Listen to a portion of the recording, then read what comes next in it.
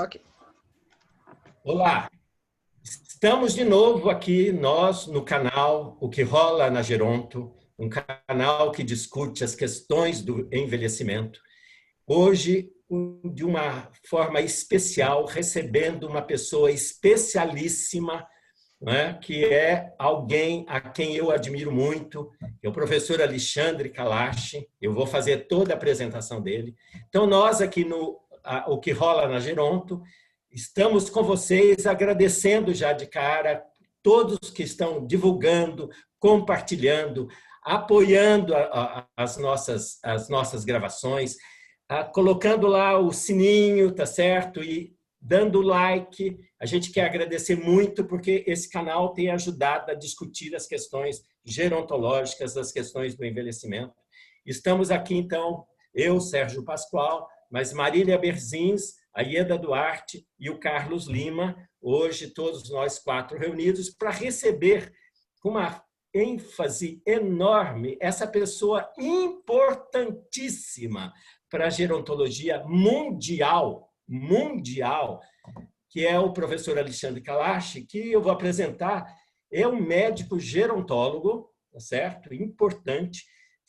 É presidente atualmente do Centro Internacional de Longevidade Brasil, mas antes disso, ele foi formado aqui em medicina na Universidade Federal do Rio de Janeiro, mas a vida acadêmica dele, na maior parte, foi na Inglaterra, de 1975 a 1995, lá na Inglaterra, e depois, a partir de 1994 até 2007, por isso que eu digo que ele é uma pessoa fundamental para a gerontologia do mundo.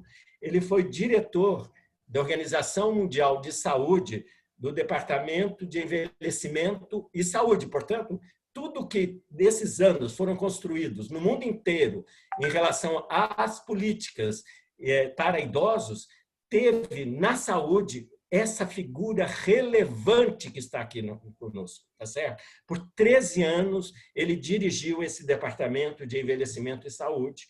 E depois que saiu de lá, além de ser presidente do Centro Internacional de Longevidade Brasil, ele é também consultor internacional para entidades, para governos nas questões de envelhecimento, trazendo toda essa experiência que ele tem, não só da sua formação acadêmica, tá certo? Mas da sua experiência de gestão da Organização Mundial de Saúde nas questões de envelhecimento. Alexandre, você é super bem-vindo, você é uma pessoa aqui que, para nós, está no coração. E eu, antes de dar a palavra para vocês, não esqueçam de depois dar aqui a relevância para quem está falando, hein? Não esqueçam.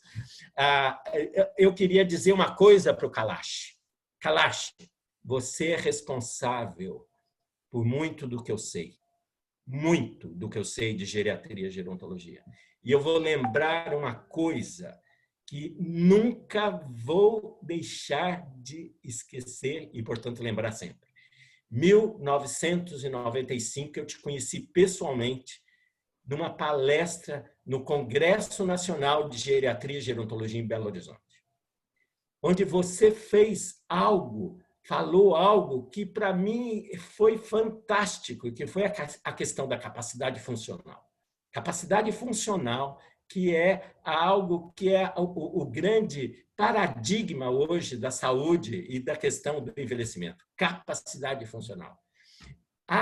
Além disso, o seu artigo de 1987, da Revista de Saúde Pública, em que você, com mais alguns autores brasileiros, né, colocaram a questão da epidemiologia do envelhecimento aqui no Brasil, naquela época, 87, o artigo. A gente dizia que o Brasil era país de jovens ainda. Vocês, com aquele artigo, me fizeram entender o que eu tinha de fazer, por onde eu tinha de caminhar. Eu quero agradecer aqui de público essa enorme contribuição à minha formação profissional e pessoal que eu tive da sua pessoa. Muito obrigado. E hoje o Kalash vai nos falar de algo importantíssimo sobre o Covid-19, mas vejam, o que vai ser o foco? Covid-19, onde estamos e para onde vamos? É lógico que tem tudo a ver com a gerontologia. Então, eu queria passar a palavra para o Kalash, dizer da minha emoção, mais uma vez, e escutarei você, Kalash, assim, avidamente. Kalash. Sérgio, você já me deixou todo emocionado, já me deixou arrepiado. Eu te agradeço a generosidade das suas palavras, mas eu fico muito orgulhoso também. Porque ter alguém como você, que eu tanto admiro, e se lembrar de coisas que eu falei em 1995, meu Deus, há 25 anos, e de poder citar um artigo que eu escrevi lá em 87. Mas, Sérgio, eu estou trabalhando na área de envelhecimento desde 1975. Eu era um garoto, eu tinha 29 anos, eu cheguei na Inglaterra e me dei conta que, caramba, eu estou num país envelhecido e eu quero fazer saúde pública e é por aí que eu vou, porque o mundo vai envelhecer. Eu tive o privilégio de poder enxergar isso de forma muito clara para mim. Eu sempre quis fazer saúde pública.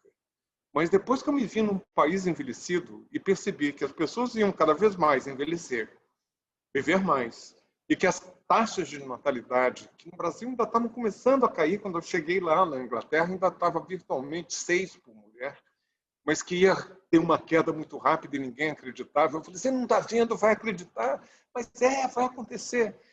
E esse foi o meu privilégio.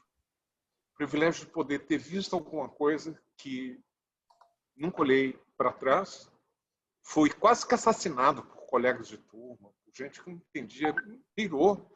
Como é que, saindo aqui de um país jovem, vai falar de envelhecimento? E depois de 45 anos, Sérgio, e minhas queridas amigas Marília e Eda, meu caro Carlos, é um privilégio estar aqui para falar de alguma coisa que dói. De alguém que está há 45 anos trabalhando contra o idadismo, que alguém que está de corpo e alma voltado para desenvolvimento de políticas para que a gente possa envelhecer com qualidade de vida, para alguém que pôde conceber, com a ajuda de vários centros acadêmicos, de colegas daqui do Brasil ou de fora, mas com um cabedal todo que eu trazia da minha vida acadêmica na Inglaterra, com muito foco em promoção da saúde, e que eu pude lançar o marco político do envelhecimento ativo, e que depois transformo esse marco político no projeto Cidade Amiga, de colocar o marco político em prática. E, de repente, eu olho, horrorizado, como a gente deu volta atrás na resposta a essa pandemia. Como que esse idadismo eclode de uma forma perniciosa, malvada, perversa.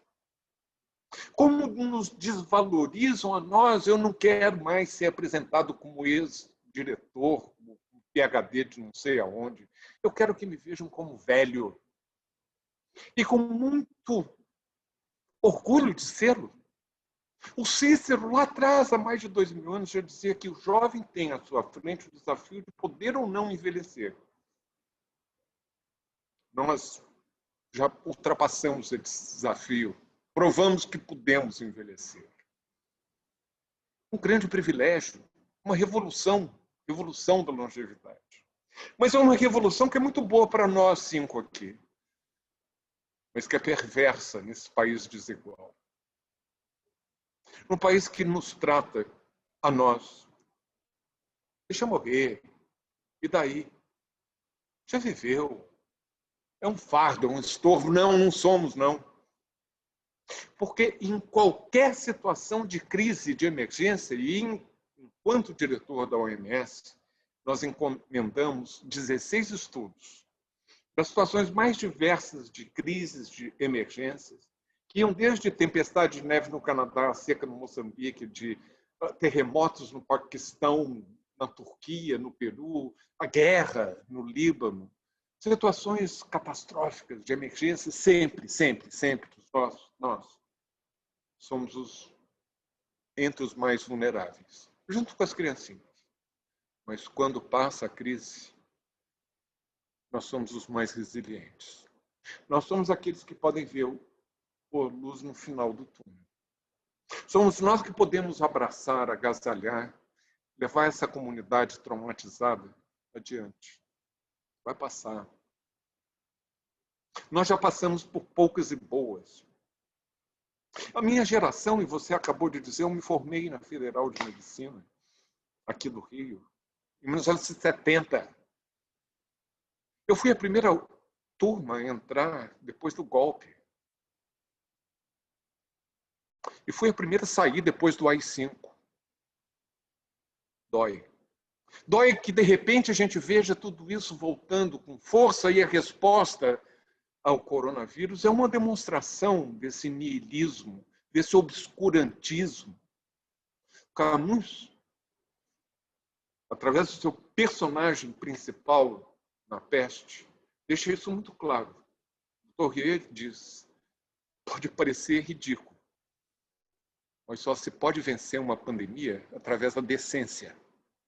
Eu vou repetir a palavra decência. E decência rima com ciência. E nós não estamos tendo nenhum dos dois. Como é possível que num país como esse, no Rio de Janeiro, onde eu estou, a indecência da corrupção, das pessoas tirarem dinheiro de respiradores, de hospitais que são construídos à toa, 7-1, mas nós não estamos falando da humilhação do futebol do 7-1. Eu estou falando de vidas. Como pode essas pessoas tirarem esses recursos que poderiam ter salvado vidas dos velhos? Que importa, deixa. Da falta de ciência, de um mínimo, de um anticienticismo absoluto, uma falta de letramento mínimo. Dá-lhe cloroquina, até para ema. É difícil. É difícil que a gente receba essa mensagem, eu só posso recebê-las com indignação. Eu fico indignado. Porque não precisava ser assim. Nós temos países que estão no mesmo nível de desenvolvimento. Eu cito o Vietnã, a Tailândia, a Malásia, onde foram poucos os casos e muito menos o número de mortes. Por que aqui a gente chega a 130 mil hoje? E, de repente, quando vocês transmitirem essa live, vai ser mais ainda. Aumentando, aumentando, aumentando. Isso tudo com subnotificação. E essa subnotificação, o George Orwell já tinha nos dito, lá em 1984. Vamos maquiar, vamos esconder, não vamos fazer nada transparente. Ele fala do newspeak. Eles estavam antevendo fake news. E ele fala também do Big Brother. Estou de olho, hein? Eu estou de olho. Mas tanto Camus como George Orwell, um em 1949, quando A Peste é publicada, o outro também por volta desse tempo, depois de todo o trauma dos horrores da Segunda Guerra, eles deixam claro que eles não estão falando só de metáforas. Eles estão falando daquele germe que está em toda parte, nas estantes, no baú, como Camus disse, que pode sair a qualquer tempo e que aquela ratazana pode te pegar de novo e espalhar aquela peste, o fascismo. A metáfora é muito clara. A metáfora é muito clara e a gente que já viveu isso tem a obrigação de dizer, vocês mais jovens, que estiverem ouvindo, tomem nota.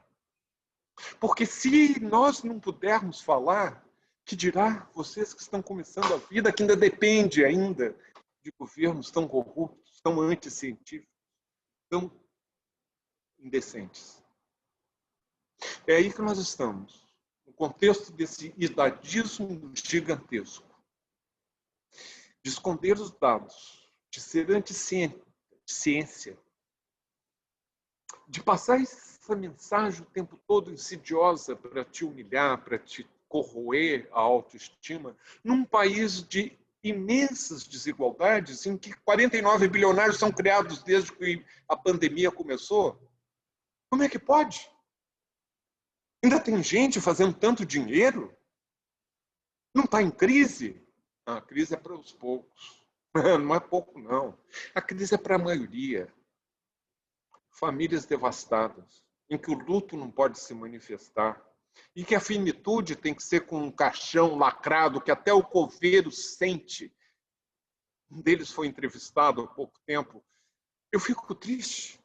Essa não é a profissão que eu gostaria de ter escolhido, mas alguém tem que fazer, e eu acabei trabalhando aqui. Mas antes, eu encerrava as pessoas, eu me arrepiava, eu via o choro, eu via a morte, eu via a solidariedade, eu via aquilo acontecer com tristeza. Hoje eu tenho que enterrar sozinho, com um caixão fechado, sem família, sem velório. E o assalto ao SUS. Ah, se não fosse ele. Ele que estava sendo sucateado, que tinha um plano de governo para terminar. Não precisamos disso. É ele que está salvando as vidas, heróis e heroínas que estão o tempo todo se expondo. São 240 médicos que já morreram. E, infelizmente, quando esse dado foi revelado, há, sei, 2, 3 dias atrás, não se falou no número de enfermeiras mortas, de auxiliares de enfermagem. Se falou dos médicos, porque estão no topo da pirâmide. Daqueles 7 hospitais que foram construídos para gerar oportunidade de corrupção aqui no Rio, só um funcionou e tinha um dormitório para os médicos e as enfermeiras, eu estou falando no feminino, iam dormir em colchonetes, num galpão. E a dedicação deles e dos agentes comunitários de saúde. 300 mil que nós temos no Brasil afora. Foram eles que garantiram que a catástrofe não fosse ainda maior. É emblemático, gente, que tudo tenha começado aqui no Rio de Janeiro por uma mulher, a primeira que morreu, empregada doméstica, que se contaminou com uma família vindo de férias da Europa. E ela foi mandada embora para casa. A 140 quilômetros do Rio, onde ela faleceu. É emblemático. Começou pela porta de entrada de luxo. E depois foi se disseminando, como a peste. Primeiro foi sendo negado, como na peste. Aqui em Oran, na Argélia, essa é uma cidade mercantil, nós não podemos entrar em quarentena, temos que fazer negócios, nós temos que ter lucro. E as ratazanas foram tomando conta. E, de repente, aquilo tudo foi fechado. E quem tentasse escapar era fuzilado, porque tinha os outros das outras cidades que não queriam que ninguém saísse dali para espalhar pela vizinhança, pela região. Quando a gente se dá de frente com uma situação como essa da pandemia, não adianta também estar na cabine de luxo, se o transatlântico está afundando, você vai junto. Você vai junto. E essa desigualdade que nos machuca, que nos caracteriza, é aquilo que, meu Deus, os estudos mostram, os determinantes sociais da saúde, os livros de Pickett, de Wilcock, mostrando que a desigualdade é ruim para todos. Não dá conforto nenhum num país que consegue ficar mais desigual do que já era e já era um campeão. Em que você possa viver em paz, no seu carro de luxo blindado, só podendo ir a restaurantes, nos shoppings, porque tem segurança e não vai ter negro. Não vai ter negro. Eles vão ser expulsos. E você vai para aqueles shoppings, porque você não pode circular pelas ruas. Você não pode andar pelas calçadas. E eles mostram que quanto mais desigual, a partir da hipótese que eles levantam, maior o nível de ansiedade. É isso que nós estamos vivendo. Num país em que os níveis de desigualdade alarmantemente aumentam e que não é bom para ninguém. Nem para aqueles que vão fazer suas compras em Miami, mandar seus filhos fazer o mestrado nos Estados Unidos, na Europa. Eles acabam ficando por lá. Porque, gente, viver num país e a pandemia não forjou essa desigualdade, apenas as deflagrou, como disse a Flávia de Oliveira. Nesse país em que os pobres precisariam levar 9 gerações para atingir a renda média. Não estou falando de ficar rico, não. E a gente fica chocado, 9 gerações são 270 anos. Mas olhem para trás. E aqueles que eram os pobres, os escravizados, levaram 9 gerações e ainda não chegaram à renda média. Não tem nenhuma surpresa nesse país, porque nós não passamos a limpo. Se a pandemia passar em branco, e se nós não aprendermos nada com ela, se nós não aprendermos que essa é a oportunidade, que, como em chinês, que as duas palavras se mesclam, é crise, é oportunidade, se não for essa oportunidade, que a gente possa reforçar o SUS e diminuir um pouquinho essa desigualdade e dar reconhecimento a esses heróis, heroínas que estão salvando vidas, porque o Estado não está interessado, aí não tem jeito. Aí eu vou dizer, infelizmente, para os jovens, se puder, caia fora. Meu avô, ele dizia quando eu era jovem, adolescente, eu ficava chateado. Esse é o país do futuro que nunca há de chegar. Eu não quero acreditar nisso. Eu não quero acreditar nisso. Mas a pandemia tem dado sinais de que está difícil. Está muito difícil. Estou falando nesse contexto do Rio de Janeiro, da cidade maravilhosa, maravilhosa para quem? Há 3 dias nós fizemos um webinar para a Abrasco, em associação com a Unibis, sobre atenção primária à saúde, focada nas favelas do Rio de Janeiro. Os depoimentos são de chorar. Nós estamos muito machucados. E é por isso, de novo, que eu vou me lembrar, e lembrar vocês, que quando passa a tempestade, quando passa essa crise, quando passa uma emergência, somos nós, com nossa resiliência. Com esse cabelo branco, com a nossa indignação, é que vamos abraçar essa sociedade e dizer, vai passar. E não se esqueçam. Porque o novembro está chegando. E se vocês não exercerem direito, a função primordial da democracia, de escolher melhores governantes, também não se queixem. Como aqueles jovens do Leblon festejando não sei o quê, e aqueles bailes funks na periferia, dessa falta de humanidade em que a gente está vivendo.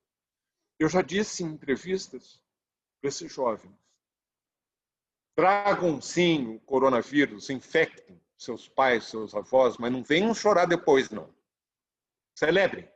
Não sei o que vocês estão celebrando. O país devia estar em luto. Em vez disso, tá. Este último domingo parecia alto verão no Rio de Janeiro. Mas em São Paulo também, e pelas praias Brasil afora. Vamos celebrar. É assim que nós estamos. E vocês me pediram para dizer onde estamos e para onde vamos. Eu não tenho bola de cristal. Eu só posso dizer para vocês que eu tenho um compromisso com a vida. Há 6 meses eu não saio de casa. Minha vida antes era mundo afora. Uma semana no Canadá, depois eu estava no Dubai, ia para a Austrália, passava pela minha casa em Londres, vinha para o Rio, era o Centro Internacional aqui, também como presidente da Aliança Global de Centros Internacionais da Longevidade, mundo afora. De repente eu estou entre quatro paredes. Mas o meu isolamento é fácil, gente.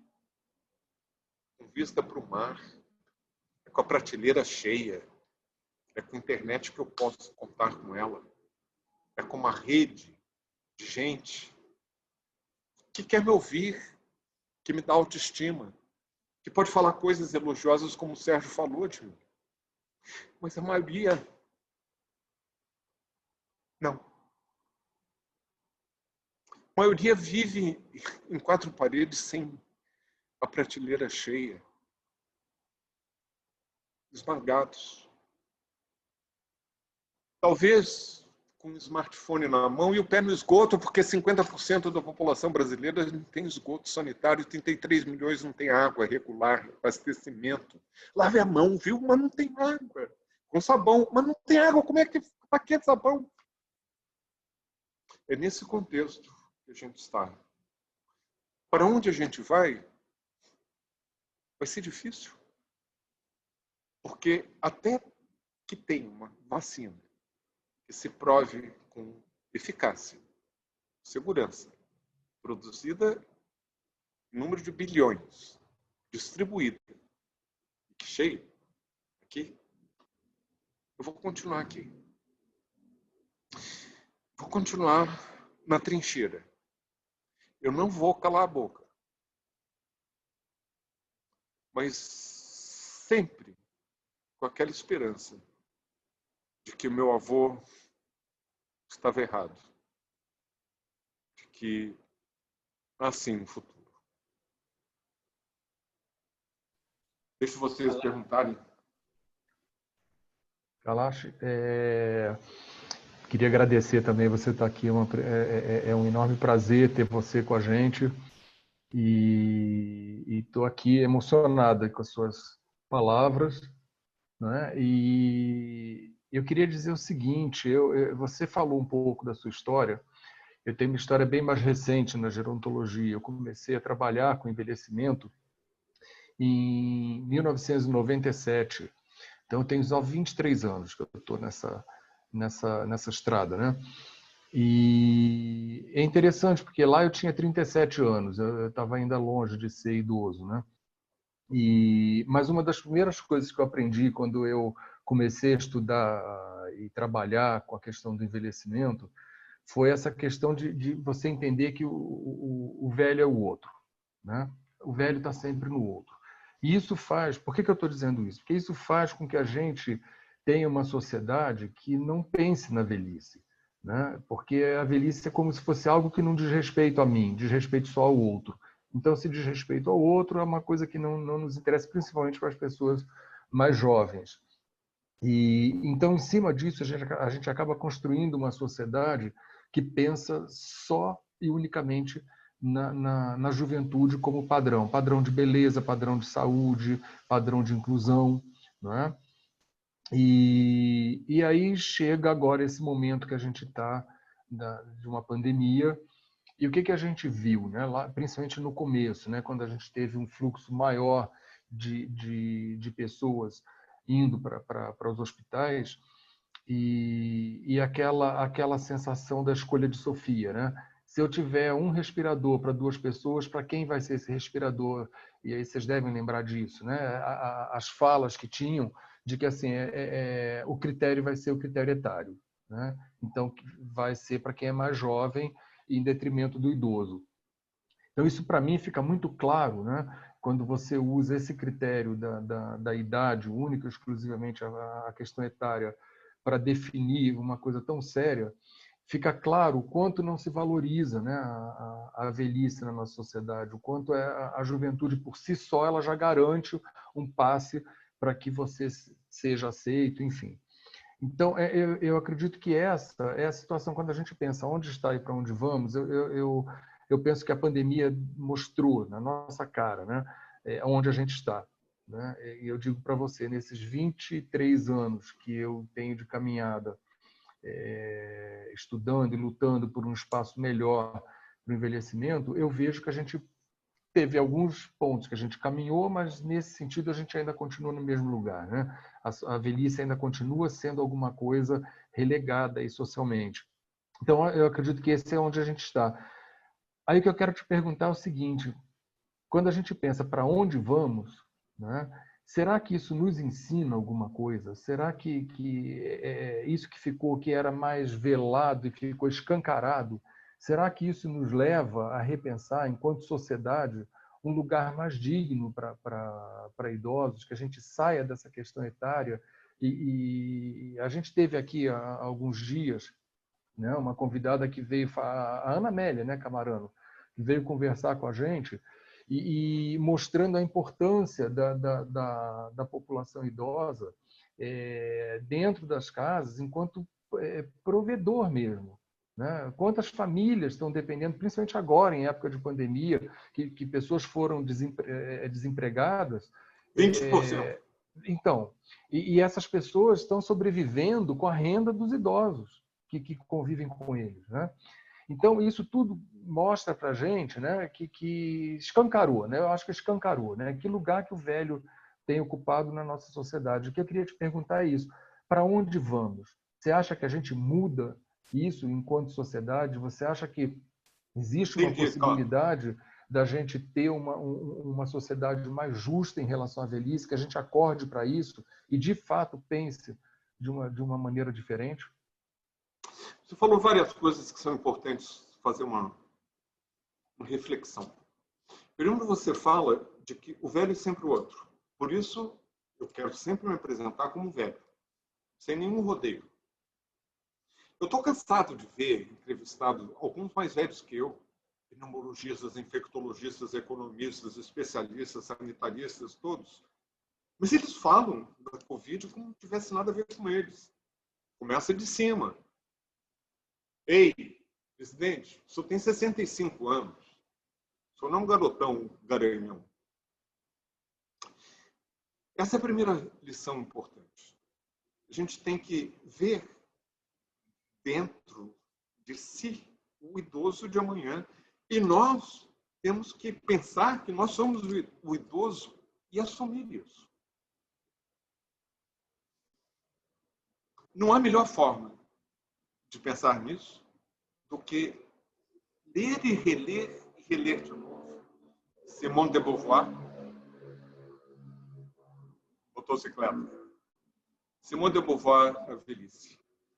Porque só uma mulher, com a capacidade intelectual dela e com o passado e o legado do feminismo, poderia nos lembrar da ressignificação, da importância de você ressignificar a sua vida.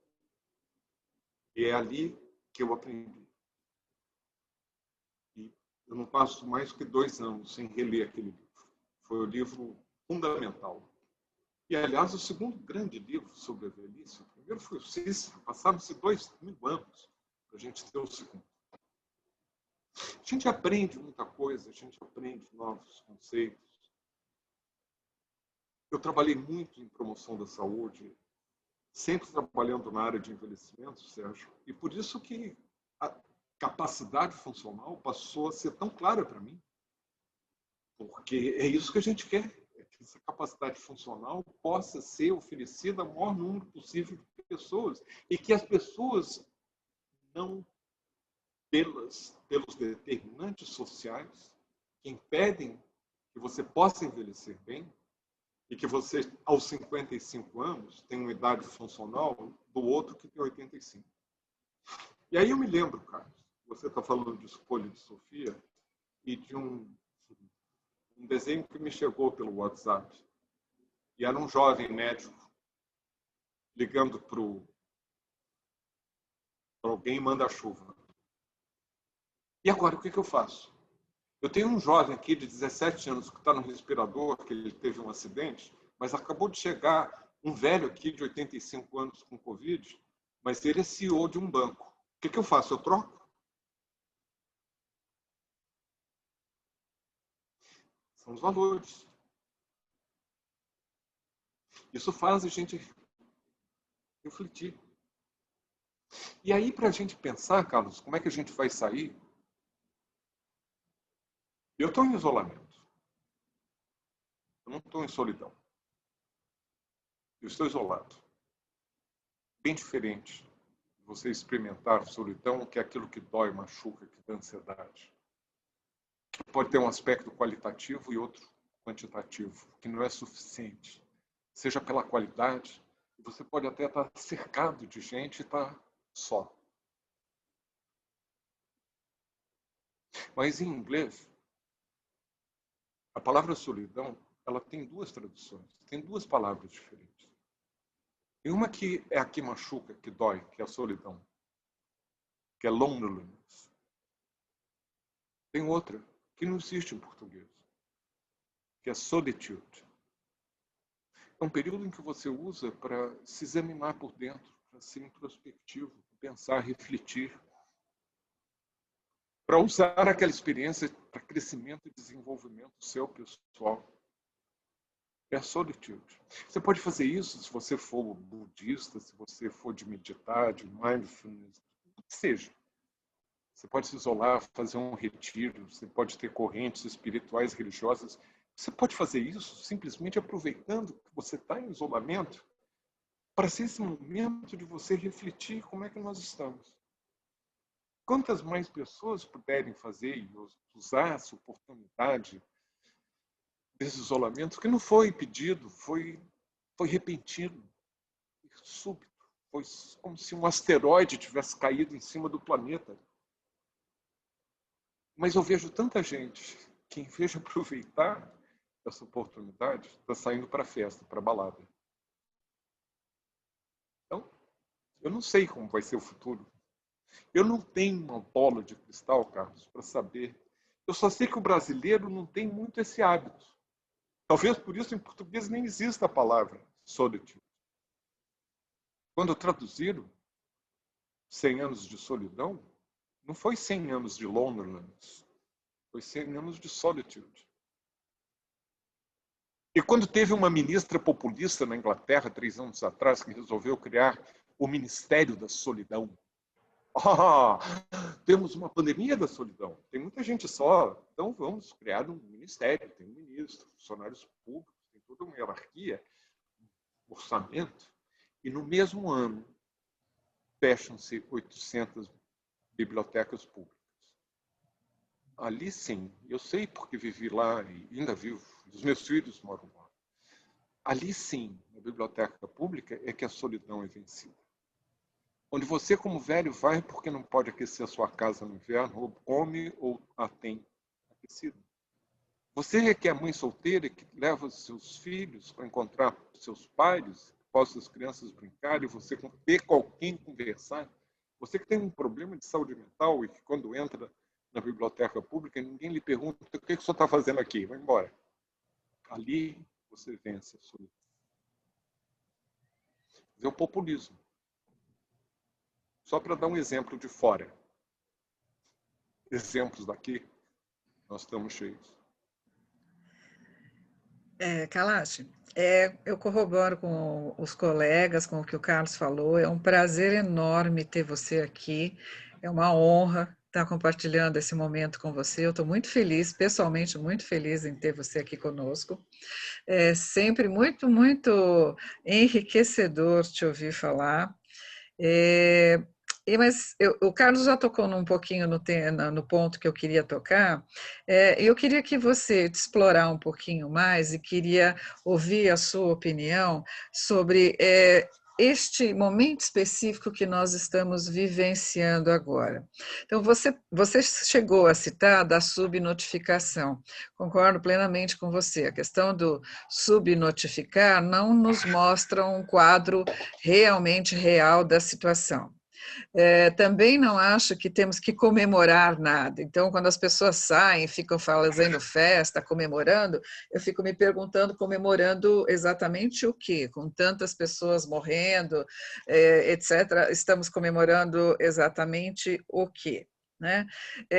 Mas estamos no ano eleitoral e isso tem feito com que, em muitos lugares, aqui em São Paulo, tem sido bastante importante isso, você está tendo um relaxamento da questão do distanciamento social.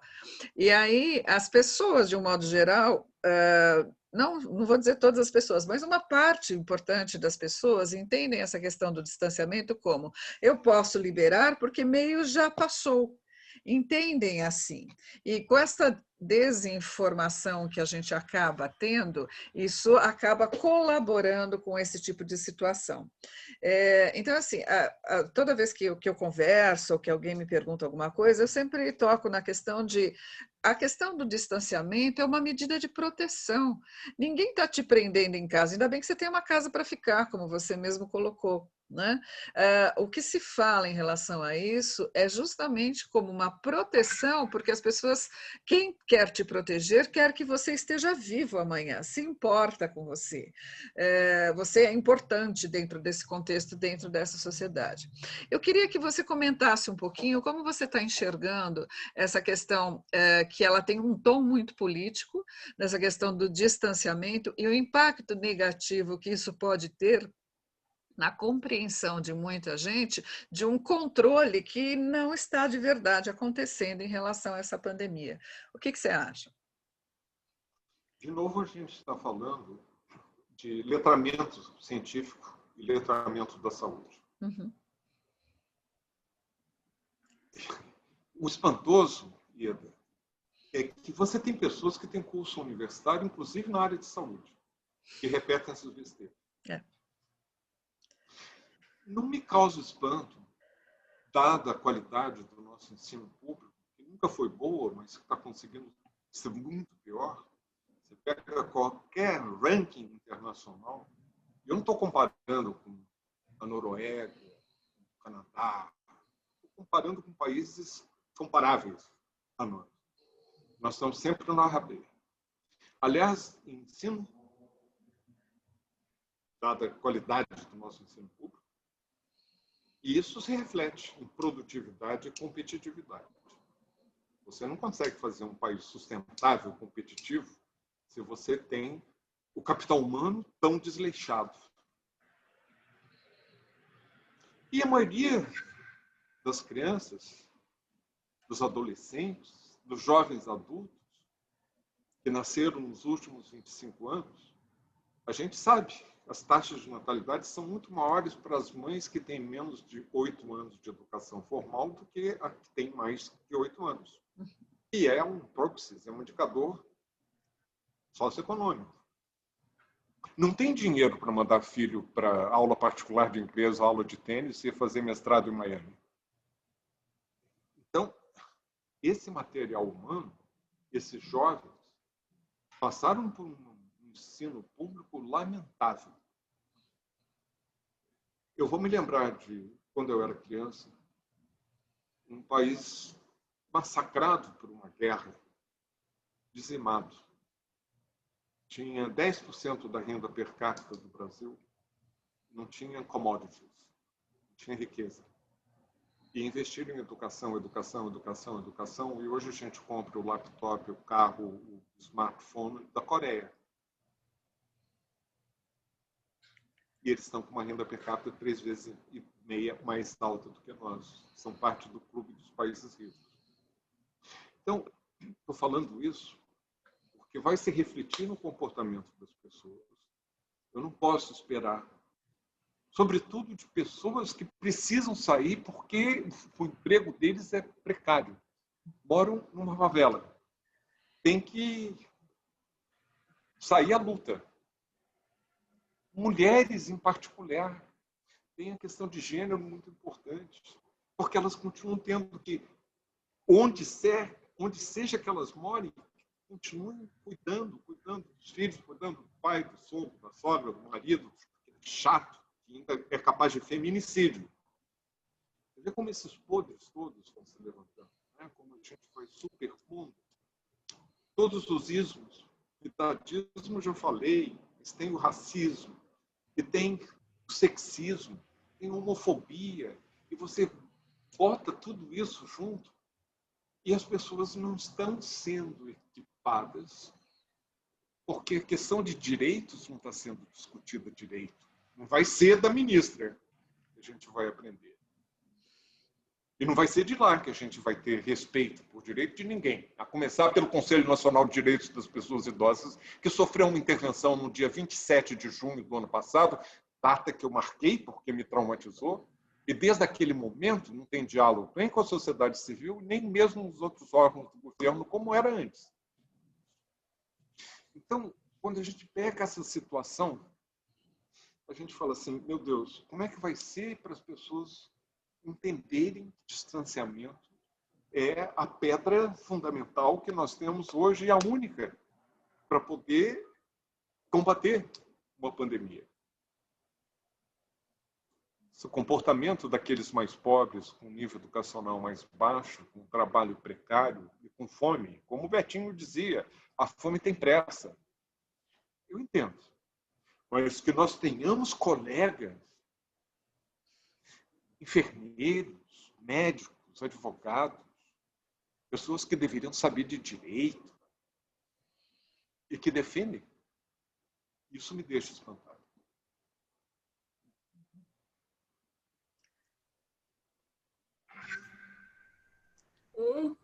Nossa, Kalash, é muito bom te ouvir. E eu também não poderia deixar de, primeiro, agradecer o convite que você gentilmente aceitou logo de pronto que nós fizemos, por você estar aqui.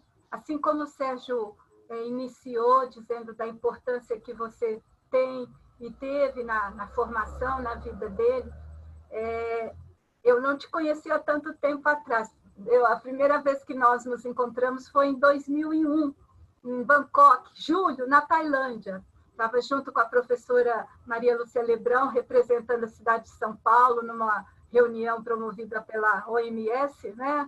E você foi assim um cavalheiro que nos recebeu e nos tratou muito carinhosamente, e a partir daquela data nós temos tido este relacionamento, já são 19 anos, né?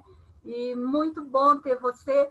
E falando agora desse tema tão importante, das suas considerações, e eu tenho te acompanhado nas suas entrevistas, eu acho que do campo da gerontologia você tem sido o embaixador, o porta-voz em tantas mídias, televisão sobretudo, com coragem, e eu tenho observado e dito que você tem sido um atrevido, você tem sido corajoso, né? Intrépido em falar e se posicionar. E isso é muito bom. E a minha pergunta vai um pouco nesse sentido. Você deu um retrato belíssimo, né? Atualíssimo, belíssimo não diria, mas um retrato triste de onde estamos.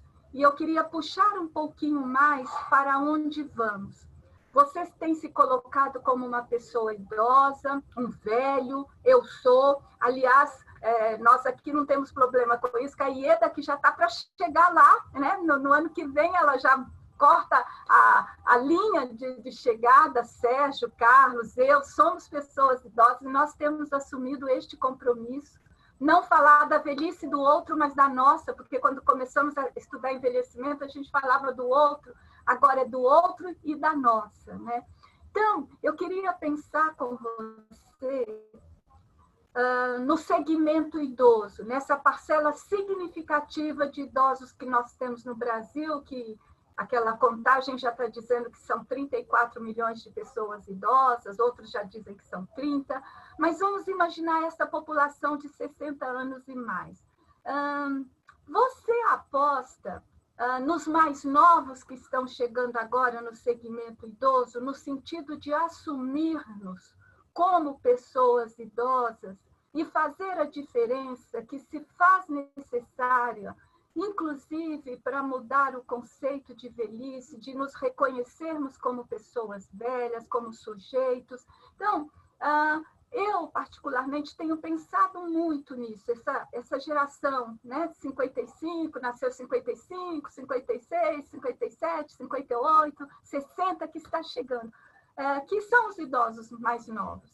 Você acha que é possível acreditar que uma revolução vai chegar ou que nós vamos mudar essa história do não reconhecimento, da discriminação, de como a sociedade ainda tem visto? Você acha que isso, você aposta nisso? Se não, o que precisamos fazer? Ai, minha querida Marília, eu gostaria com entusiasmo de te dizer, sim, eu acredito. Mas eu temo, eu acho que, do ponto de vista profissional, sim. Desses 45 anos que eu trabalho em envelhecimento, eu vi gerações. Poxa, quando eu comecei, não tinha com quem conversar. Claro, existia especialidade de geriatria nos países mais desenvolvidos, mas nem mesmo lá a gerontologia era desenvolvida. Nós vimos muito avanço, tratados, estudos muito bem feitos, novos conceitos. Eu acho que avançamos muito. Também aqui no Brasil. Você falou de Maria Lúcia, nós tivemos pessoas que foram pioneiras e que abriram caminhos. Mas eu vejo também um interesse pela área de envelhecimento de pessoas bem mais jovens. Semana passada, eu tive a honra de ser convidado para abrir 2 cursos de geriatria e de gerontologia com a aula magna da Sociedade Brasileira de Geriatria e de Gerontologia. Foi 2 dias seguidos. E eu vi entusiasmo de muita gente jovem que está indo para esse campo do envelhecimento. Coisa que 10, não estou dizendo 30 anos, não. Falando do passado recente, ainda era mais acanhado, sem dúvida. Então, isso ajuda, porque você vai ter mais cérebros pensantes e vai multiplicando. E vai como uma onda. Embora eu ainda veja o currículo na universidade em geral, precisando urgentemente de formar profissionais, não só da saúde, para o século XXI, porque a gente está ainda formando profissionais para o século XX. Aprende tudo sobre criancinha, desenvolvimento infantil e saúde materna até chegar à saúde reprodutiva da menopausa e aí acaba. E eu nunca recuso convite para falar para jovem. No passado foi o Congresso Brasileiro de Estudantes de Medicina, em Santo André. E eu cheguei lá, olhei para eles, agradeci o convite e disse assim, só tem um recado para começar. Olhando no olho, hein? Olha, me olha no olho. Vocês vão matar muito paciente na santa ignorância, sem sequer perceber que estão matando, porque vocês não estão aprendendo nada sobre envelhecimento. Tudo muda.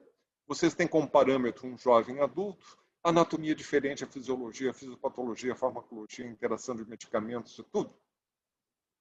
E vocês vão, gostem ou não, cada vez mais trabalhar com gente idosa.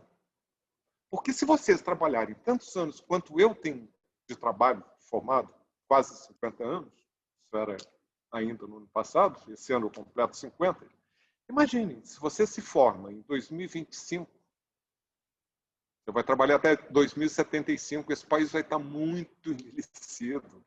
E vocês vão acompanhar esse envelhecimento. Então, gostem, aprendam a gostar de velho.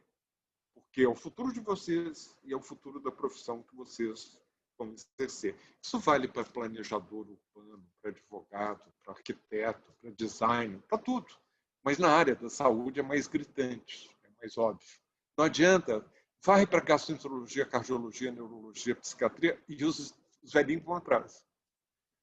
Ai, que manhã chata, já atendi 9 velhos. Assim, vai ser assim. Daqui para frente vai ser cada vez mais. E você não pode gostar daquilo que não conhece.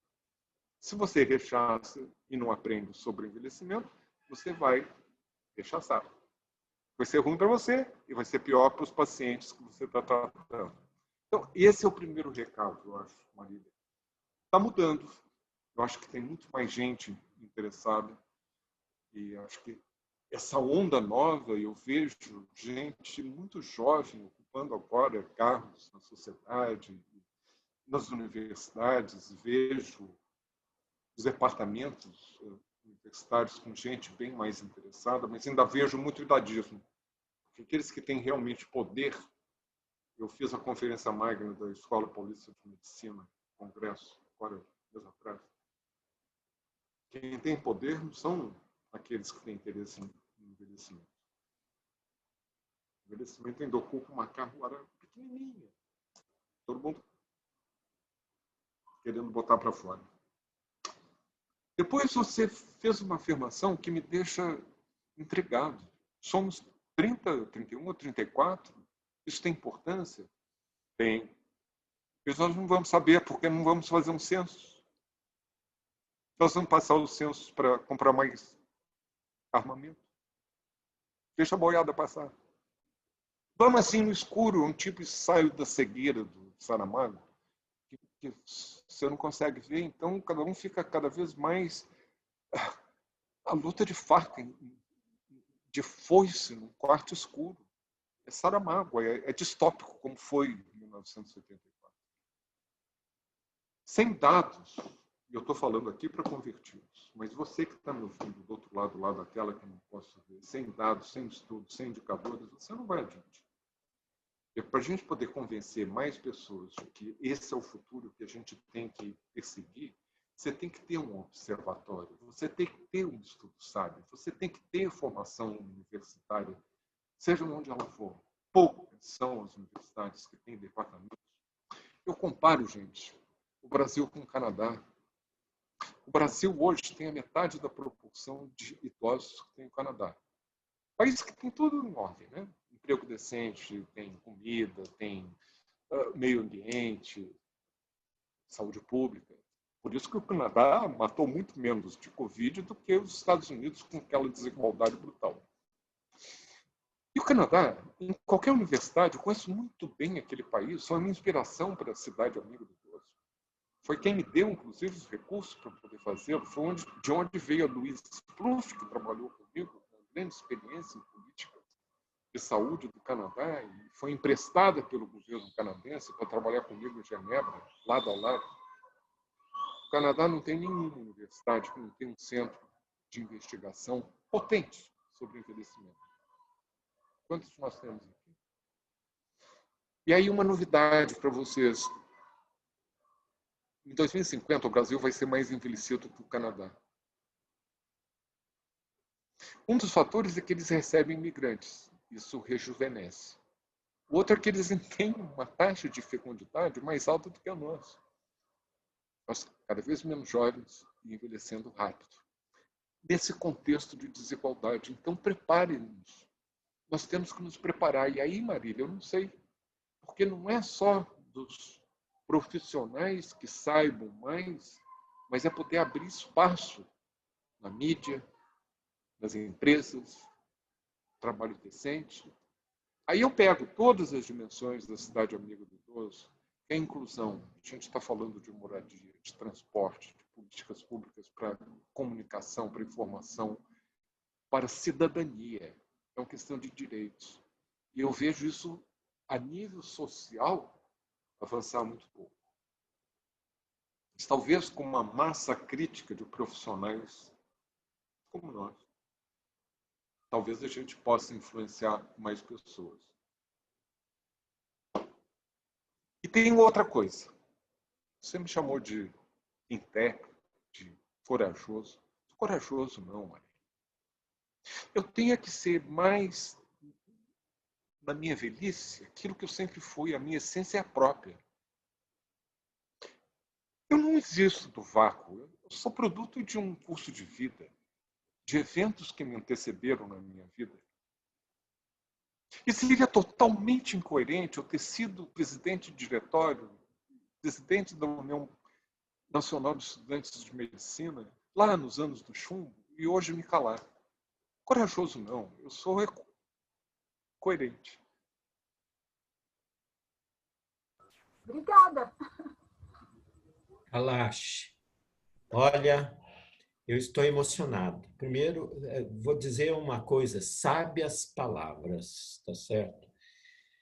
essa sua indignação, eu vou até dizer uma santa indignação, porque tem de nos contaminar.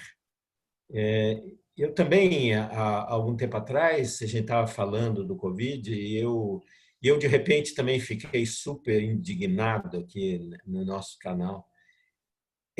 Mas você tem uma característica, porque dada a sua sabedoria com o envelhecimento, você transforma com uma coragem cívica a denúncia, transforma isto num certo norte para que a gente vá buscar, de fato, que essa situação, que a gente não sabe para onde vamos, que essa situação tenha algum sentido na nossa luta por uma velhice melhor.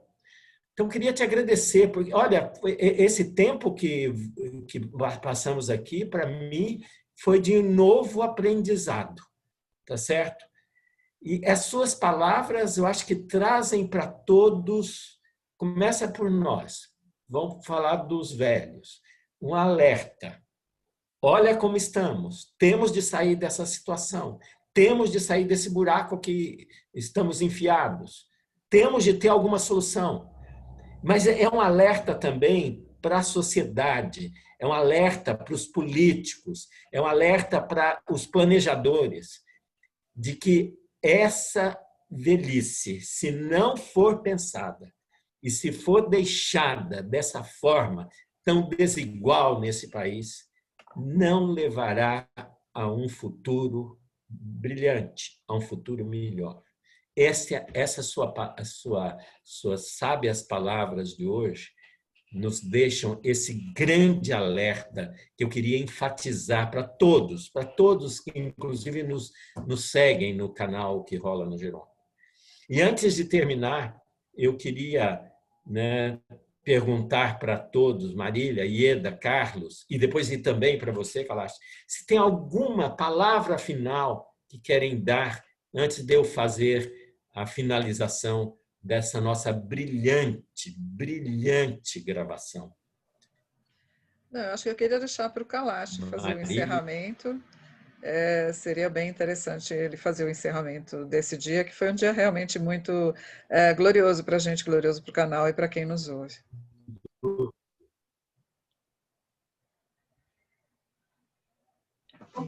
Porque as suas palavras vão nos servir para um rumo. Muito obrigado. Já quero te agradecer agora. Muito obrigado.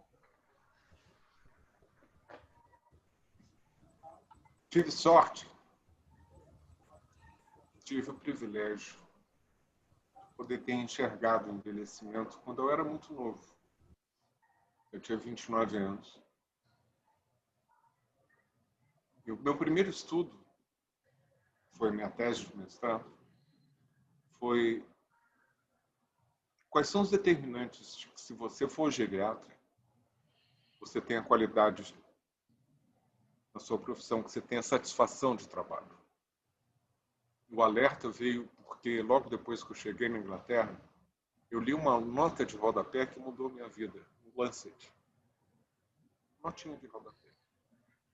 Dizendo que 83% dos geriatras trabalhando na Grã-Bretanha eram de países subdesenvolvidos. Tinha do Paquistão, da Índia, Bangladesh, do Egito. E eles chegavam lá, imigrantes, e não conseguiam competir com os formados na Inglaterra, na Grã-Bretanha, na Escócia também, e acabavam indo para a geriatria por falta de opção. E eu ficava espantado. Eu tinha um interesse muito grande em formação de recursos humanos. Minha primeira pós-graduação foi em educação médica. E eu fui fazer esses inquéritos. Naquele tempo não tinha internet, não. Era com envelope que você botava um selinho, uma carta, mandava, voltava. Consegui boa adesão. Estudei 850 médicos, geriatras. Se dividiram, no final, na hora da análise, em 2 grupos. Um grupo que tinha satisfação do trabalho. O outro estava lá porque era uma forma rápida de fazer carreira e chegar ao máximo do salário e status. Eles não gostavam. E a única pergunta naquele inquérito que eu coloquei intuitivamente e que separava um grupo do outro era ter tido contato íntimo com os familiares na infância e na juventude. Isso aqui ia predizer se você trabalhava com idoso e tinha satisfação do trabalho.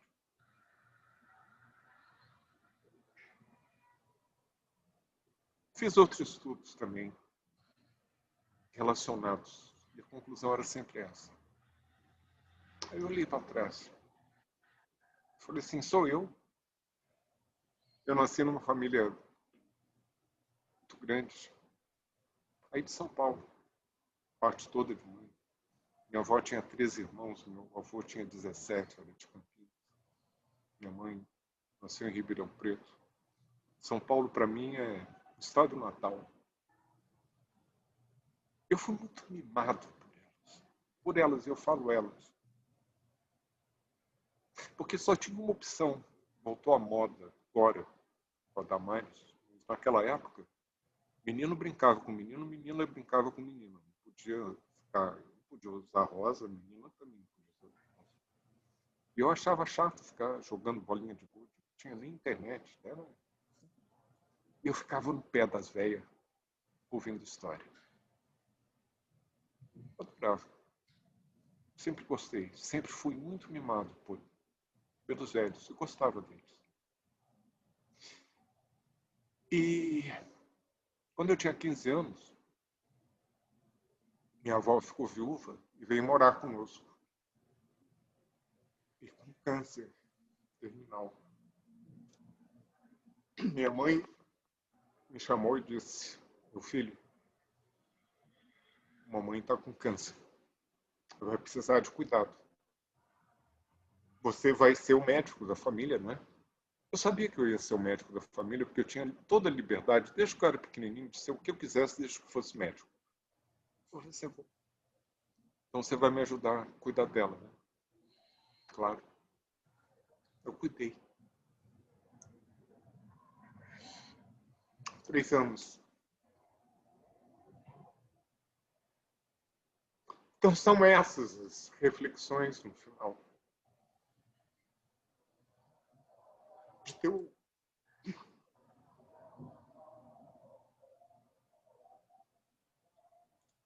também o privilégio, né?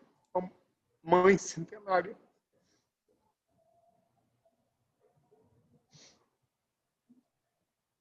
Que hoje precisa de mim.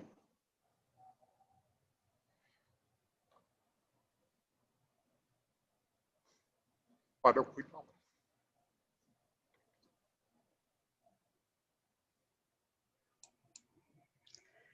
Emocionante. Obrigado, Kalash. Muito obrigado. Eu acho que essa emoção que você nos passou, ela vai nos ajudar a ter propostas para uma velhice melhor no futuro, para todos os brasileiros. Muito obrigado por suas palavras e esse carinho, né, que você demonstra com sua avó e demonstrou quando fez políticas para a população idosa, propôs políticas para a população idosa no mundo inteiro. Eu acho que é o grande norte do cuidar. Essa maneira de cuidar afetiva é que deve guiar os nossos passos daqui para frente, para a gente sair dessa pandemia, né, num futuro melhor para a velhice. Kalash, eu queria demonstrar minha gratidão dizendo a palavra mais bonita da gratidão. Muito obrigado. Muito obrigado.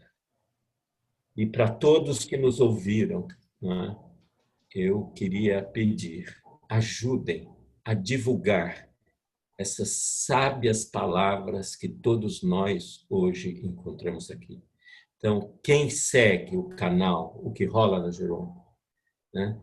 Vai lá, dê um like, diga para o outro, assista, compartilhe. E muito obrigado a todos vocês. E Kalash, Marília, Ieda e Carlos. Olha, hoje eu estou encerrando muito melhor do que quando eu comecei. Kalash, e você é o responsável por isso. Mais uma vez, muito obrigado. Obrigado a vocês. Tamo juntos. Tamo junto.